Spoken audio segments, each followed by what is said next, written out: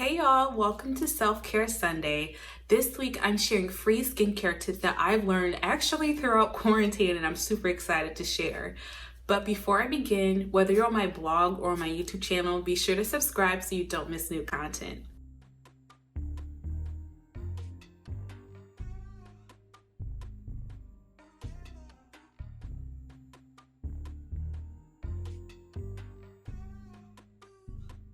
So before I begin, I do want to make one disclaimer.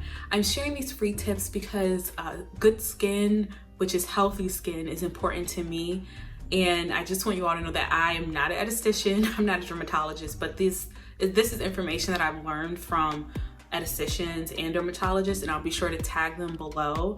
And you can go to their profiles and their websites and YouTube and look up this information for yourself. But I thought I'd share it here because it's something that's important to my self-care routine as well. So the first free tip that will cost you nothing at all that I wanted to share was make sure you use the right temperature when you're washing your face. Prior to quarantine and before I had a lot of time to research proper skincare, I used to wash my face in the mornings in the shower.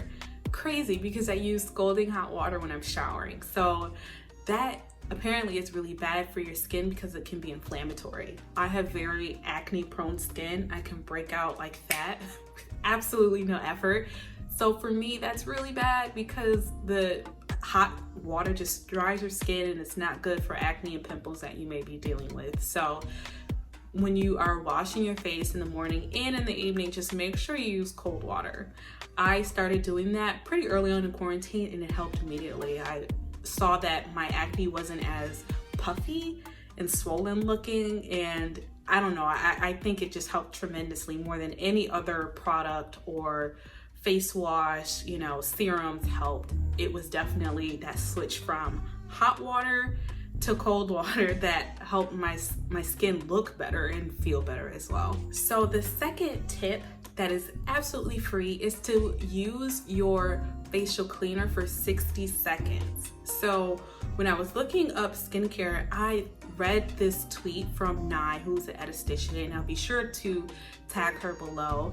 But she has what is known as the 60-second rule. So I'll link the video about that and you can read all about it. But essentially it's washing your face for a full 60 seconds. I read that and I was like, wow. I would just wash my face for like 15 seconds, and Nye does a great job explaining the benefits of it, so I won't get into all that, but be sure to watch her video and learn more about why it's important to wash your face for 60 seconds. So another skincare tip that I wanted to share that I read, which I'm surprised I wasn't doing already, is that when you're using face masks, which I love to do at night with a cup of tea and just relaxing and reading a book, is before you use the face mask, be sure to put it in your skincare refrigerator just to make it a little cold.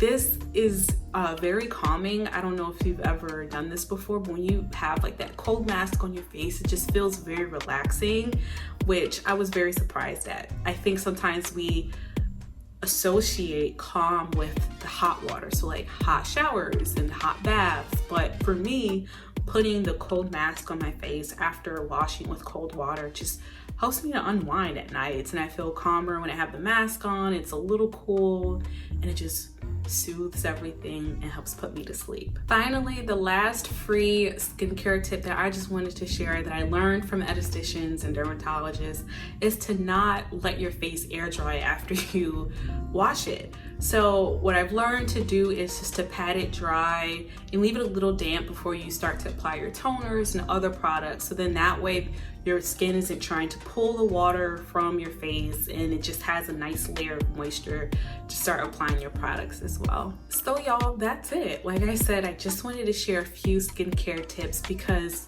if you're anything like me, skincare is self-care, and you want to make sure when you look in the mirror you see healthy skin. So you're going to see pores, occasionally you'll see a blemish and hyperpigmentation, but there's ways to prevent scarring and unhealthy skin traits. So I hope that these tips help you. Be sure to check out my blog post because I'll be sharing some of my favorite skincare products that I've learned from the estheticians and dermatologists that I've been following for a while on Instagram and Twitter. So I hope that you enjoy them as well. And if you ever try these tips or those products that I discussed in my blog, let me know because I'd love to chat about them with you. Thank you so much for watching, and I'll see you next time. Bye.